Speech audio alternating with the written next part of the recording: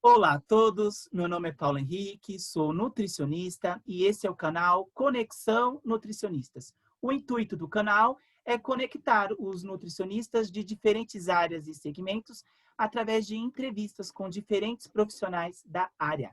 E desde já eu convido a todos a se inscreverem no canal Conexão Nutricionistas no YouTube para receber as notificações das próximas entrevistas, além de poder maratonar as maravilhosas entrevistas já existentes no canal. E na entrevista de hoje, vamos estar falando sobre um tema maravilhoso, né? Estilo de vida e longevidade, né? A nutrição atuando em todos os caminhos, né? E para isso, convidamos o nutricionista Dr. Narciso Rios, que muito gentilmente aceitou o convite. Olá, doutor Narciso, tudo bem?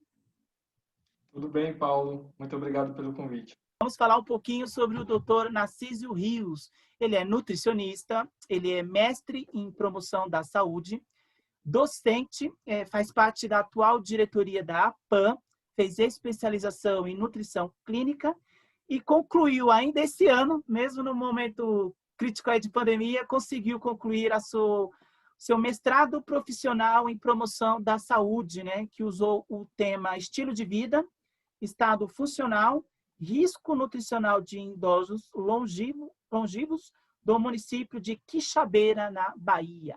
Correto? Isso aí, Paulo. Estudei os idosos longevos de Quixabeira, uma cidadezinha lá no interior da Bahia. Ah, com certeza. Que é a sua cidade natal, né? Ou seja, nada melhor do que a gente estudar uma região que tem conhecimento de causa, né? E isso aí a gente vem para longe, né? Vem para São Paulo, esse universo que é São Paulo, e daí a gente retorna, né? Porque as raízes permanecem. Eu retornei para Quixabeira para fazer essa pesquisa, né? Dar um pontapé inicial aí nessa pesquisa. Com certeza. Pegando essa pesquisa, como surgiu a ideia de desenvolver esse estudo voltado para o estilo de vida do público idoso? Da onde é que surgiu o ponto de partida aí? O ponto de partida já veio desde a graduação, viu, Paulo? Ah, Durante a graduação, aqui no NASP, a gente estuda bastante promoção da saúde, estilo de vida, e daí a minha cidade, Quixabeira, né, ela tem um percentual muito grande de idosos centenários. Em 2015, inclusive, foi palco de uma reportagem de uma grande emissora aqui de TV brasileira, em que nessa emissora ela comparou Quixabeira com uma das Blue Zones, uma cidade no Japão, né, que é onde tem um índice de centenários muito alto. Então, daí surgiu a ideia, nossa, preciso estudar esse povo, a gente precisa estudar. E eu estava bem no período de TCC, né? sim. Aí, período de TCC, a cabeça ela fica borbulhando de ideias. E aí, inicialmente, a gente procurou desenvolver um projeto de iniciação científica, né, para estudar o estilo de vida e o consumo alimentar de idosos centenários. Então, a princípio, era só idosos a partir de 100 anos. Esse projeto ele foi aprovado no Comitê de Ética. A gente está apenas agora realizando alguns ajustes, né, para dar até continuidade, retomar, na verdade, o projeto. Não foi ele que eu fiz para o meu TCC, por conta da locomoção, né, de estar em São Paulo e precisar se locomover e fazer toda a coleta e outras coisas mais na cidade de Quixabeira, era um pouco complicado. Então, eu adiei um pouco esse sonho de realizar a pesquisa lá, mas chegando no mestrado, né, o mestrado é um pouco mais amplo, a área de estudos e o suporte é um pouco maior, né, na realização de estudos. Então, a gente realizou um estudo com idosos longevos. A gente até ampliou agora o leque de público, né? Na verdade, do público-alvo, né? A ser atingido com essa pesquisa. Ao invés de ser apenas os centenários, passou a ser, então, os longevos, aqueles idosos que vivem acima da expectativa de vida, né? Da população, no caso, brasileira. 70 e poucos anos, a gente tem aí idosos acima de 80 anos, que são os chamados longevos. Então, o estudar longevo surgiu daí, desde a graduação, né? Por essa curiosidade. Mas o porquê que eles vivem tanto, né? O que é que eles fazem para viver tanto? A gente busca muito esse segredo, né? Quais os segredos da longevidade? Algumas perguntas que ainda insistem na nossa cabeça. Que ficou. E durante o seu estudo e toda a parte de coleta de informações, o que mais te chamou a atenção? Sem dúvida, eu acho que assim a tranquilidade, né? A paciência que esses idosos eles tinham. Então, foi um estudo que eu, de porta em porta, Paulo, fui encontrando os idosos. E a recepção que eles tinham, a simplicidade, todo aquele jeitinho de estar nos recebendo, né, e de nos acolher, isso foi algo que me marcou bastante. Né? Eu acho que essa paciência que eles têm, a tranquilidade de viver a vida um dia de cada vez, isso é muito importante. E que eu acho que falta na gente, sabe? Sim, Falta sim. bastante. E embora que seja a sua cidade natal, mas São Paulo, a gente acaba se adaptando a esse ritmo frenético maluco, né? Sim. E por ter essa paz, essa tranquilidade, de ter aquela vidinha mais tranquila, isso você acha que é um fator predominante assim para eles chegarem aos 100 anos? Sem dúvida é um fator. Inclusive, dentre os fatores estudados pela minha pesquisa, a gente elencou 8, né? E aí, dentre esses 8 fatores, estavam a questão do estresse, controle de estresse. E o que foi levado em consideração como controle de estresse foi o local em que o ambiente em que esse idoso vive, né? Como sendo um ambiente estressado ou não estressado. Então, na percepção do idoso, se ele vive num ambiente estressado, então, por exemplo, e algo interessante, viu, Paulo? Porque alguns dos idosos, eles consideravam o ambiente estressado aquele ambiente onde os vizinhos, às vezes, por exemplo, agora na época de final de ano, né? Possivelmente para esses idosos lá de Quixabeira, eles vão estar vivendo em um ambiente um pouco estressado, para boa parte deles. Por quê? É o barulho da rotina, o barulho de moto, às vezes atrapalha, sabe? Para eles, isso é o que tira um pouquinho a tranquilidade deles. É, Então, sem dúvida, a questão da tranquilidade, né, da calmaria do local, influencia no estilo de vida, influencia também, né, na longevidade desses idosos e, com certeza, de outros, sem dúvida. com certeza. No seu estudo é mencionado uma técnica, né, chamada Blue Zone, né? O que ela direciona assim? Na verdade, Blue Zone, ela é um termo utilizado para denominar algumas regiões no mundo em que as populações elas vivem, na verdade, em que existe um número alto de idosos centenários, um percentual alto se comparado a outras regiões do mundo. Então, por exemplo, hoje no mundo existem 5 famosas Blue Zones, né? As 5 primeiras e as mais famosas, mais conhecidas mundialmente, são na Sardênia, na Itália, né? Okinawa, no Japão, que inclusive foi a Blue Zone com que Quixabeira ela foi comparada no ano 2015. Então, no ano de 2015, Quixabeira tinha um idoso, um centenário, um idoso acima de 100 anos, para cada 1.000 habitantes. E esse percentual, né, quando se convertido em percentual, era semelhante ao percentual encontrado em Okinawa, no Japão. Então, número de Blue Zones no mundo, a gente tem Sardênia, na Itália, a gente tem Okinawa, no Japão, Nicoya, na Costa Rica, Icária, na Grécia.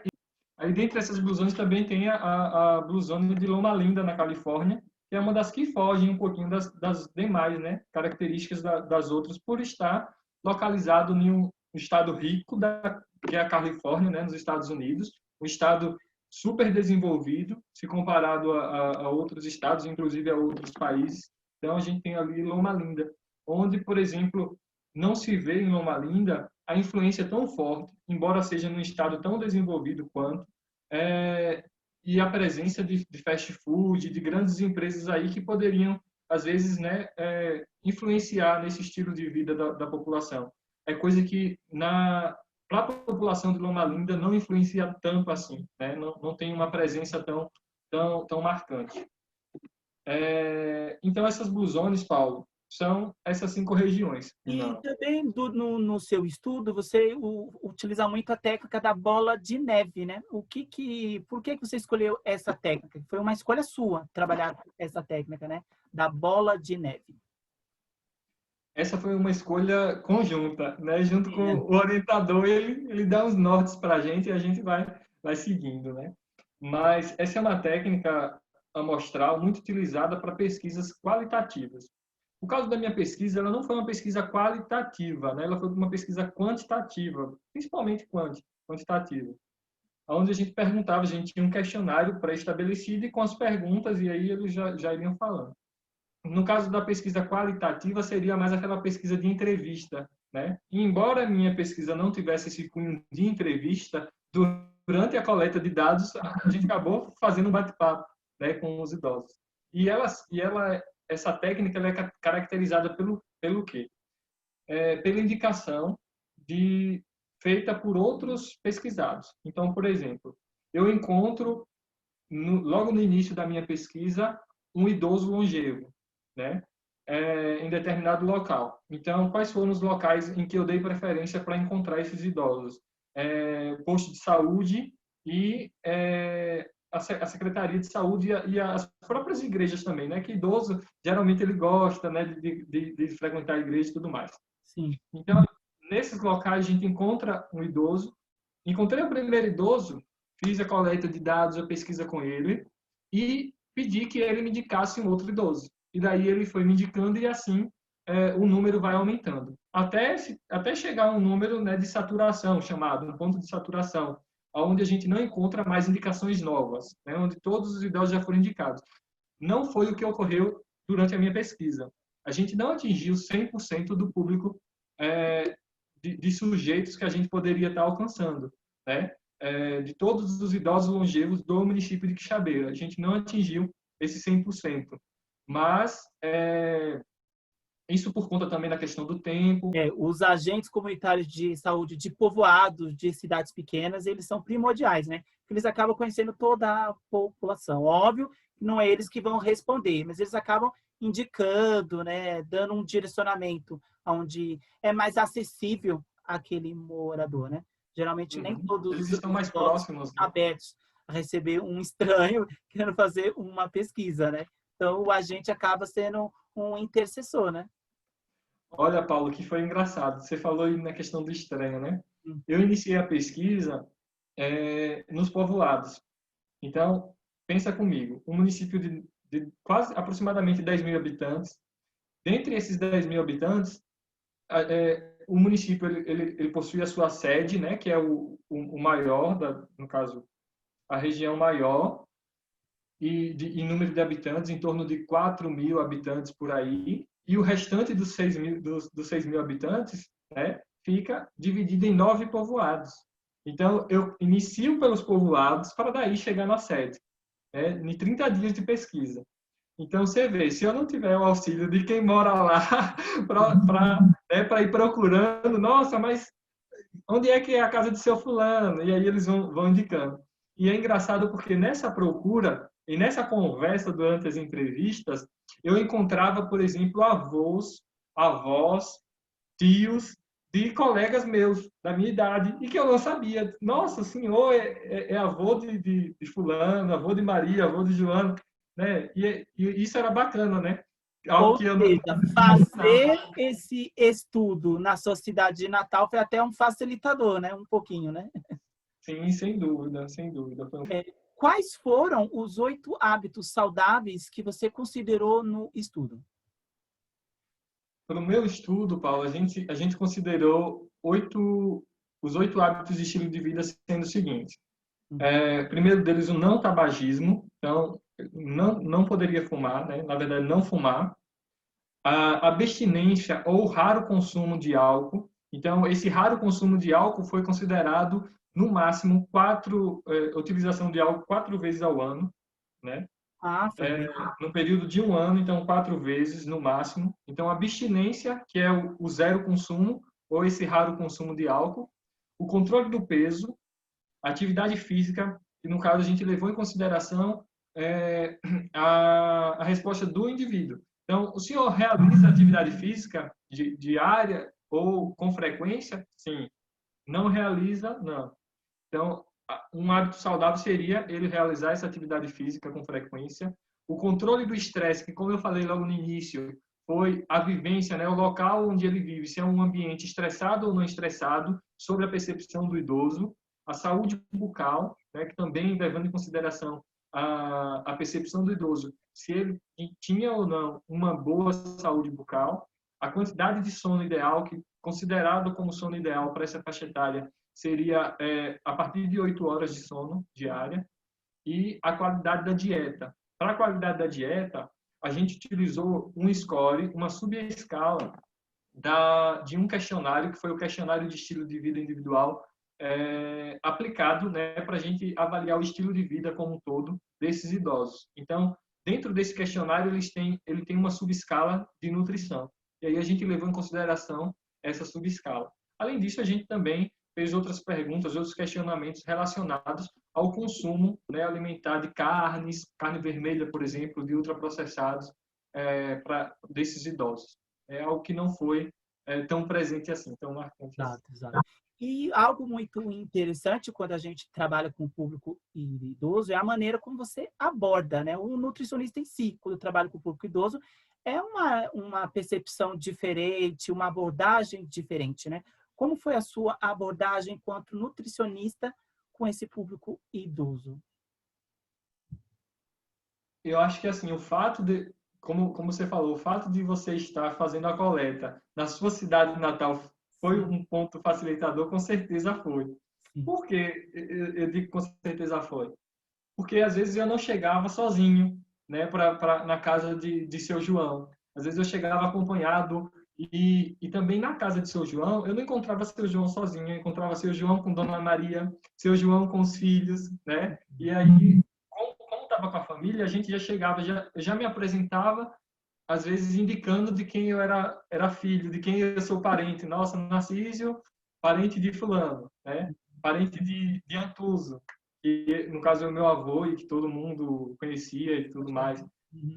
Isso tornava um pouco mais fácil. Então, esse me identificar, me aproximar do idoso, né, de forma empática para com ele, acho que isso é muito importante. E que cabe a nós nutricionistas, ao atendermos idosos, e principalmente os longevos, buscarmos, da melhor forma possível, compreendê-los e tentar estar mais próximos deles, né? Mas de uma forma assim mais simples, né? Então a própria sua abordagem, você não vai com uma abordagem muito biomédica, né? Às vezes com aquele Tá. jaleco, o idoso ele já entra ali meio que receoso, né? O que é que vai vir? Vai vir muitas proibições, vai vir muitas recomendações e coisas que eu não vou conseguir fazer. Se você primeiro quebrar o gelo com ele e se aproximar dele, né, dentro do universo que esse idoso vive, eu acho que isso é muito importante e que facilita bastante a sua conduta como nutricionista.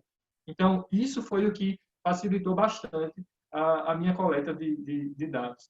E me auxiliou também, ampliou bastante também os horizontes, viu, Paulo? Porque numa pesquisa que a gente deveria gastar em torno de 20 minutos para fazer toda a coleta de dados e aferições, que a gente fez também aferições antropométricas e tudo mais, de 20 a 25 minutos,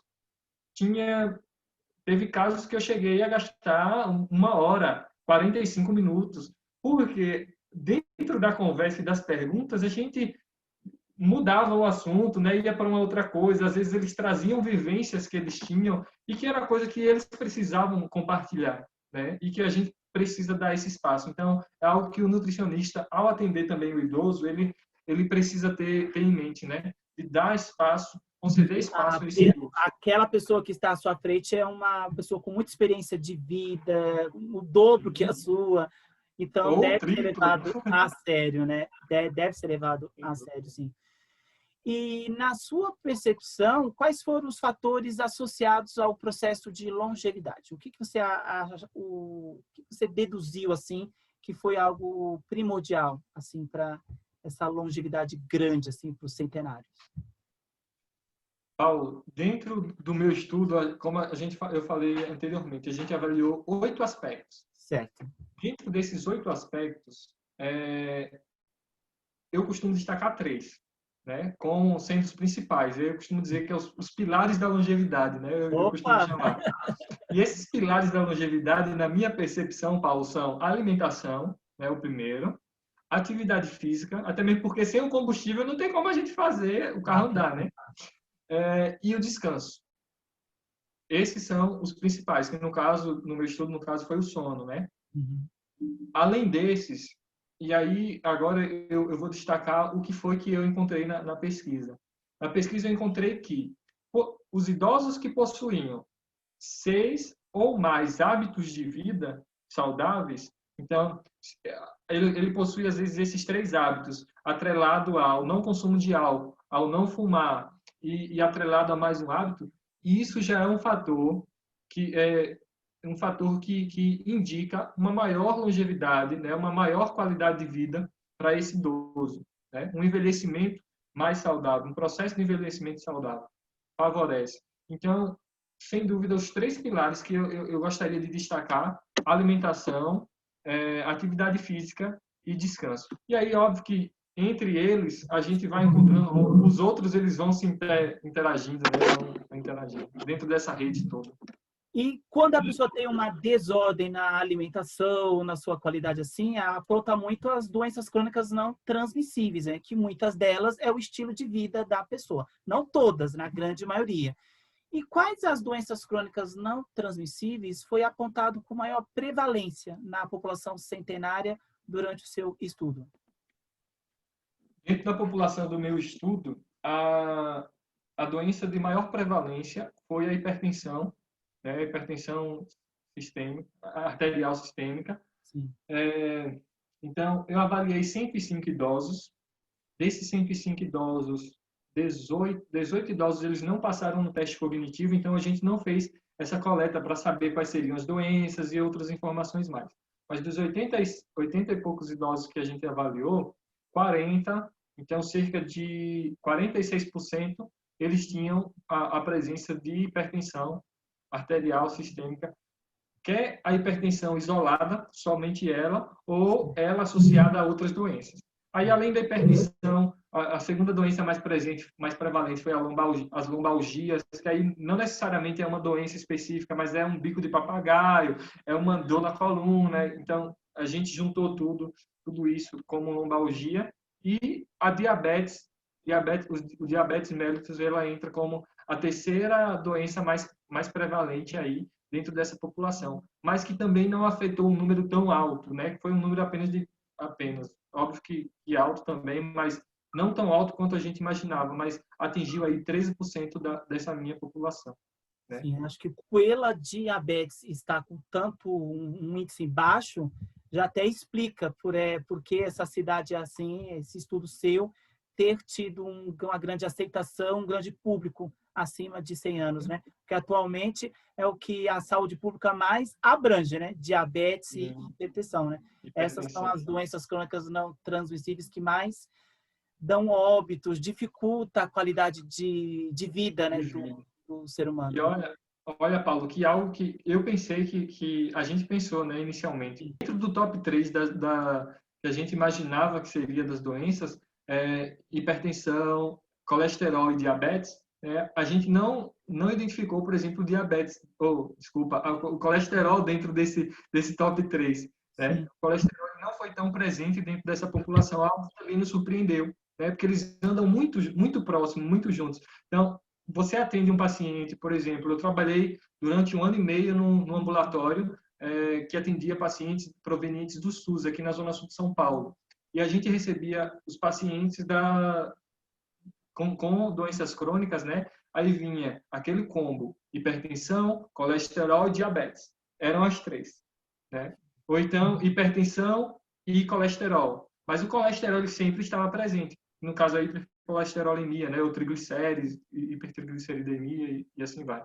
Mas nessa população de idosos longevos não foi tão presente, o que também reforça e indica um baixo consumo de alimentos de origem animal, né? Ou então um consumo também de baixo em gordura, né, de origem animal, que é algo que foi presente mesmo durante a coleta e das entrevistas que a gente identificou.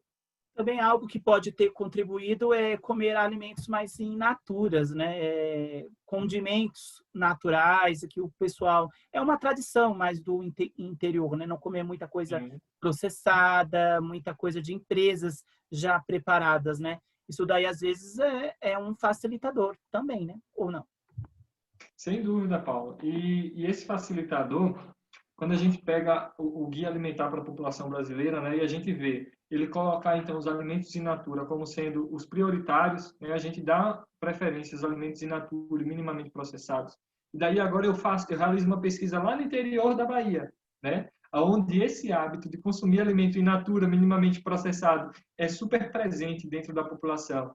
E ela vem me trazendo esses dados, aí tipo, a gente só tem a enaltecer mesmo ao que o nosso guia ele propõe, né? Ele se propõe. Preconiza, exato.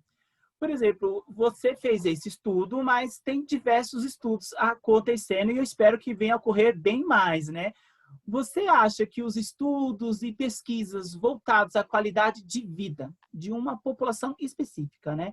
Eles contribuem para o desenvolvimento para a criação, desenvolvimento de programas de políticas públicas? Eu não tenho dúvidas de que contribui. Sim. E o trabalho, por exemplo, realizado agora em Quixabeira, ele é prova viva disso. Por que ele é prova viva disso? Porque a partir da realização dessa coleta inicial que a gente realizou, de dados e tudo mais, a gente pode ver do poder público municipal, né, a procura pelo interesse em desenvolver ações voltadas a esse público, ao público idoso, voltadas à promoção do envelhecimento saudável, né? É uma cidade pequena do interior da Bahia, como eu disse, mas é uma cidade que ela já vem se destacando por conta, né, do seu número elevado de idosos longevos. Cabe a responsabilidade, óbvio, do poder público em cultivar esses idosos que se tem, né? Então, preservando a saúde deles, mas cabe a esse poder público também incentivar aos mais novos, né, as novas gerações, a desenvolver hábitos saudáveis tal qual os idosos longevos eles possuíam, né? E eles precisam também cultivá-los, né? E acabar, como eu posso falar, reciclar, né, esses hábitos. Então, a partir da nossa pesquisa, o poder público ele hoje pode direcionar, por exemplo, algumas ações voltadas à maior prática de atividade física para esses idosos. Então, através de que forma esse poder público ele pode estar incentivando uma maior atividade física desses idosos? Promovendo maiores espaços ou ofertando maiores espaços de lazer para os idosos. Talvez a atividade física do idoso seja simplesmente uma caminhada, Sim. o que, inclusive, segundo a Organização Mundial da Saúde, é sim considerado um exercício físico, por exemplo, para um idoso e longevo em especial. Então, essa caminhada que ele vai fazer em uma praça arborizada, né, onde ele pode adquirir o ar puro e tudo mais, oxigenando bem o sangue, tudo. Interagir com outros também, né? Interagindo com outros, dentro do círculo também social. Isso vai favorecer bastante o estilo de vida, a qualidade de vida, né, que é a percepção dele dentro do meio, como é que ele está com relação à saúde, o estilo de vida que é quais são os hábitos que ele está fazendo, né, para favorecer a saúde dele. Então, a gente já vê refletindo mesmo dentro das ações do governo municipal, por exemplo, de Quixabeira, coisas que foram derivadas também da nossa pesquisa. E hoje a gente está, inclusive, discutindo formas de ampliar, né, essa coleta de dados que, como eu falei, eu não atingi 100% do meu público, né, mas a gente procura agora, discutindo junto com a Secretaria de Saúde da Prefeitura Municipal, uma forma de abranger o 100% do meu público. E óbvio que a gente espera que não só Quixabeira realize e que estudos saiam de Quixabeira, né, sobre idosos longevos e sobre estilo de vida, mas a gente espera que outras cidadezinhas também do interior, às vezes do interior de São Paulo, que tem características totalmente diferentes, eles também surjam para que a gente possa confrontar dados, para que a gente possa, inclusive, reforçar alguns dados. Como eu falei, o meu estudo lá no interior da Bahia reforçou uma recomendação do guia, né, um guia brasileiro, que olha só o tamanho do Brasil, continental. Então, assim, estudos de cidades pequenas, às vezes, vêm para reforçar os estudos de cidades maiores, ou vêm para lançar questões diferentes também, né? Você fez um estudo no Nordeste, pegar algo do Sul, do Centro, do Norte, e confrontar, né? Porque são culturas diferentes. E o estilo de cultura influencia no seu envelhecimento também, né? Sem dúvida, no processo de envelhecimento e como é a vivência, como foi também a vivência desses idosos, são coisas que a gente precisa ainda discutir. E quando a gente fala em discussão sobre estilo de vida e longevidade, né, que o estilo de vida encaminha e nos leva a um estilo de vida saudável, nos leva a uma maior longevidade. A gente está falando de um campo muito amplo, muito amplo.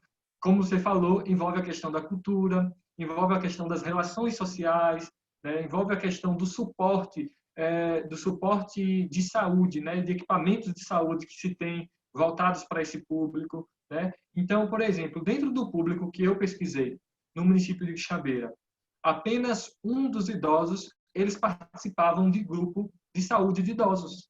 Então, o que acontece? Que apenas um dos 85 idosos participa de grupo de saúde de idosos.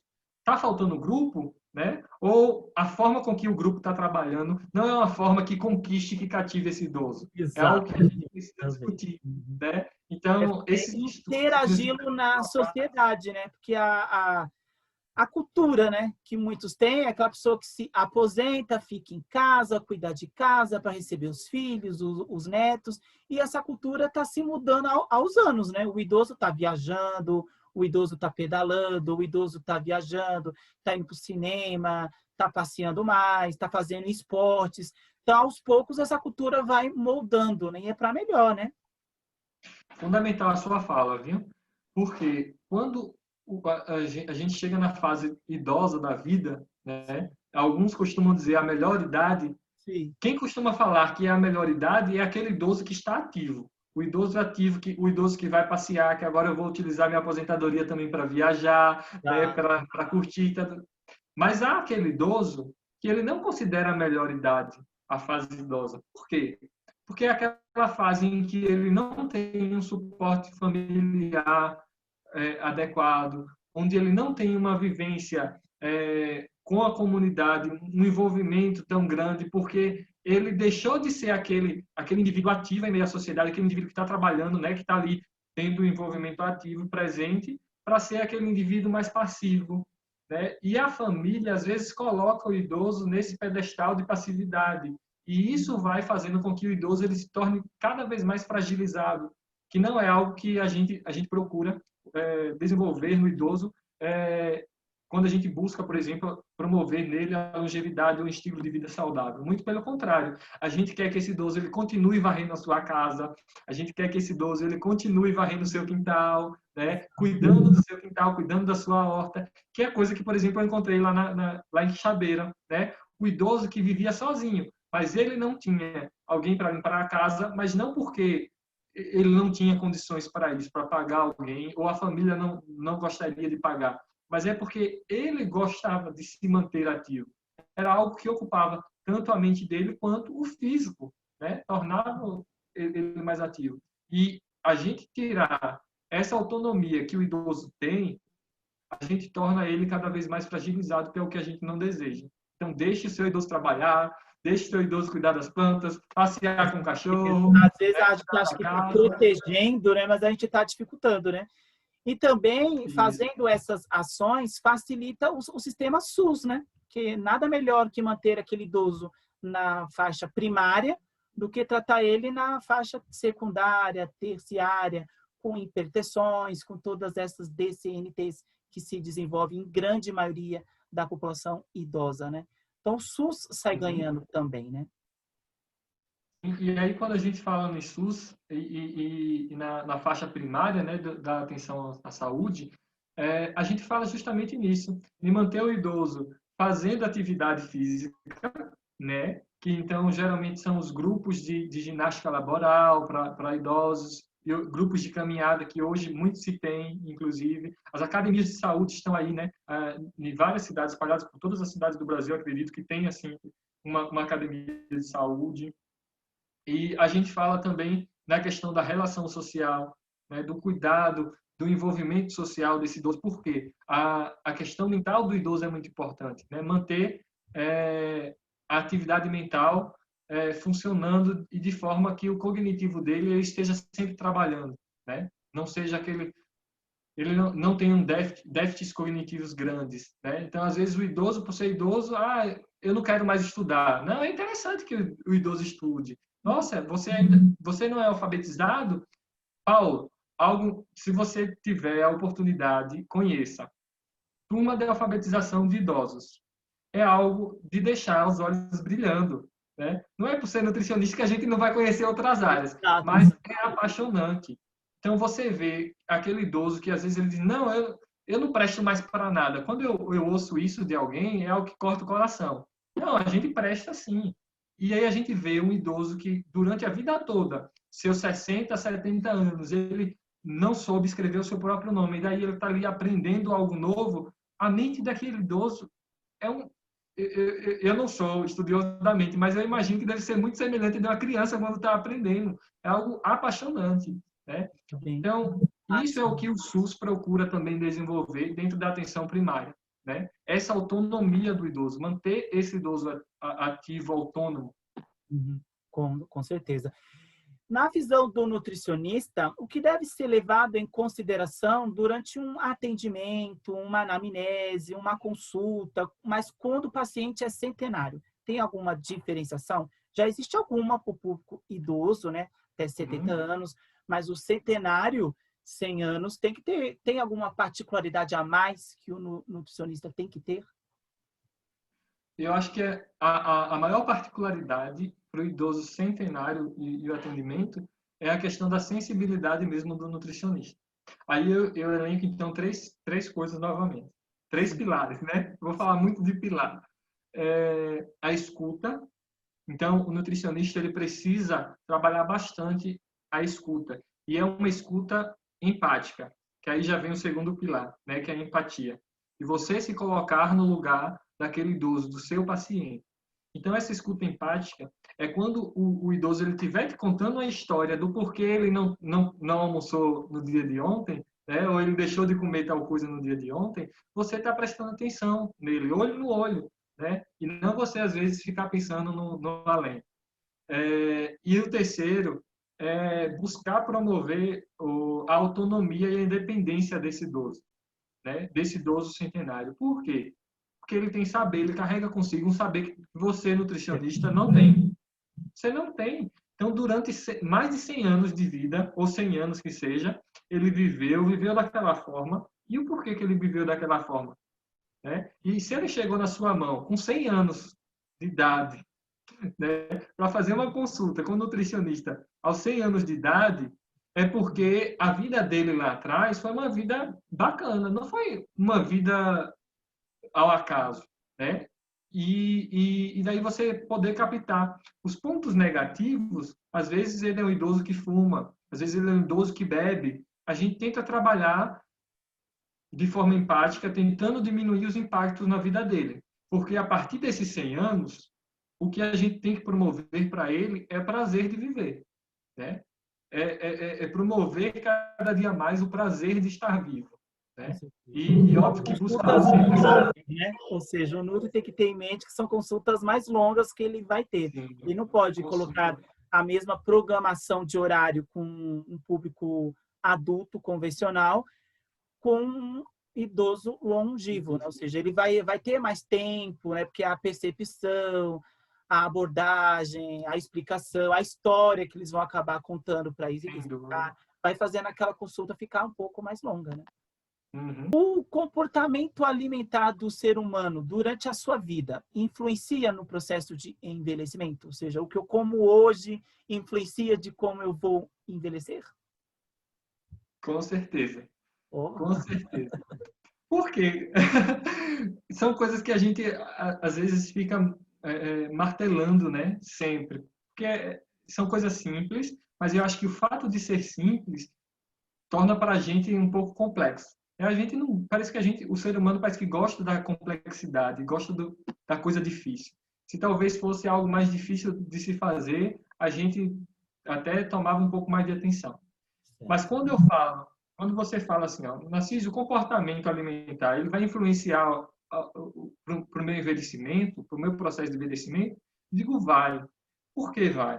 Um exemplo, se você consome carne vermelha principalmente em excesso, você está favorecendo o surgimento de doenças, além das doenças crônicas, o câncer, e de diversos tipos de câncer, né? Hoje a gente tem vários estudos indicando isso.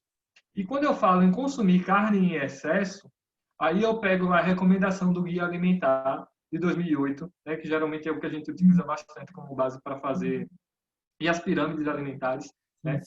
Para uma dieta de aproximadamente 2.000 calorias, seria um bife de 100, 110 gramas, mais ou menos.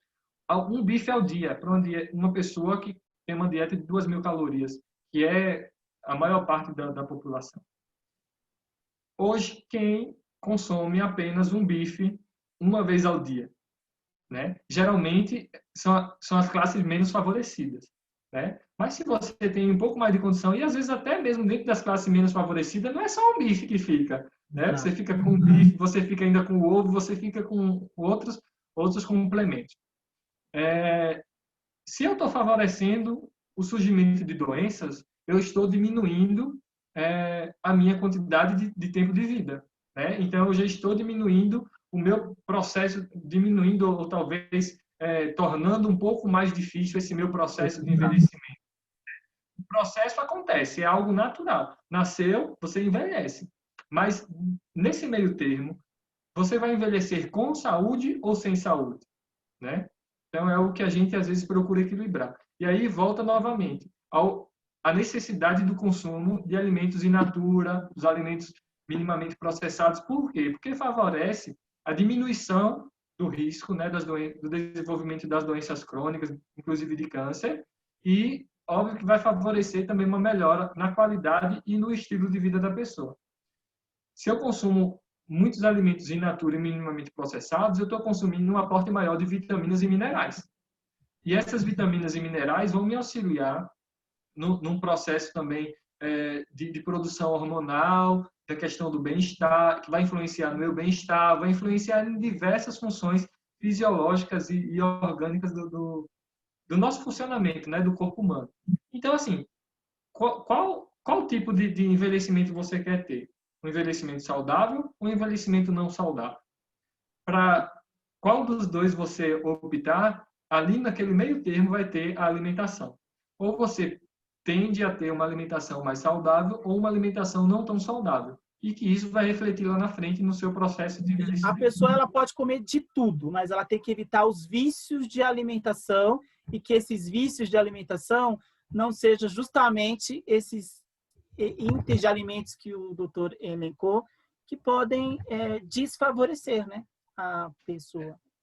Que como você falou agora... Sempre, né? É o vício daquele alimento que não faz tão bem, né? Sim, você colocou muito bem essa questão do comer de tudo. A gente pode... Eu falei da carne vermelha. Eu consumo carne. Por exemplo, carne vermelha eu diminui. Eu já consumo carne vermelha quando eu vou para minha casa, na Bahia. Né? Mas aqui é bem raro a carne vermelha. Mas se eu consumo um determinado alimento que eu sei que não é tão saudável, então vamos diminuir a quantidade, né? Isso é importante. Eu diminuo a quantidade e aumento a quantidade daquilo que eu sei que é saudável. Óbvio que também o que é saudável demais em excesso, se você consumir água demais em excesso, você não vai consumir 50 litros de água em um dia, Paulo, porque daí você vai explodir, né? Então, a gente tem que ter sempre o controle. E eu acho engraçado não, eu acho muito interessante o logo da nutrição, né? O escudo da nutrição, que é uma balança, né? E essa balança, ela requer equilíbrio. E o equilíbrio está nas nossas mãos.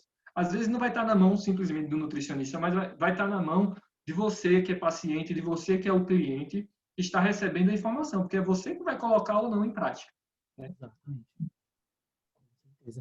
Por exemplo, a transição demográfica, o avanço tecnológico no decorrer dos anos da população foram fundamentais na longevidade da sociedade, comparado a décadas atrás.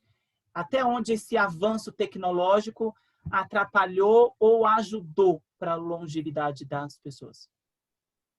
Eu penso que vai além do avanço tecnológico. O avanço tecnológico ele é um ponto positivo, que ajudou sim, mas ao mesmo tempo que ele ajudou, ele também pode ter atrapalhado. Porque, por exemplo, eu pego o exemplo da minha mãe, ela falando, minha mãe tem 47 anos de idade, então novinha. E aí minha mãe fala que na época dela, quando criança, ela ia para o rio para lavar a roupa ali no rio e tudo mais, junto com minha avó, e assim ia. Hoje, existe máquina, existe tanquinho que já facilita. E isso diminui o grau de atividade física que o indivíduo ele realiza, né? Se a gente tem um déficit de atividade física e a gente tem um alto consumo de alimentos, isso aí não vai ser tão tão benéfico assim. Esse avanço tecnológico não vai ser tão benéfico. Mas quando a gente olha a transição demográfica que se houve, né, que ocorreu ao longo dos séculos, com certeza a questão da influência tecnológica ela existe, mas eu vou além disso. Existe também um avanço cultural dentro da sociedade, aonde você passou a enxergar o outro que é diferente de você de uma forma mais igualitária, né? De uma forma mais empática. Então, eu acho que isso também favoreceu essa transição demográfica e contribuiu para isso. A questão do avanço na educação, né? Então, as pessoas mais alfabetizadas, as pessoas que têm quantidade de anos a mais de estudo, tendem a ter um estilo de vida mais saudável, né? Elas tendem a mudar algumas coisas, a perceber e então mudar alguns hábitos não tão saudáveis no seu estilo de vida, que óbvio que vai favorecer também uma maior longevidade.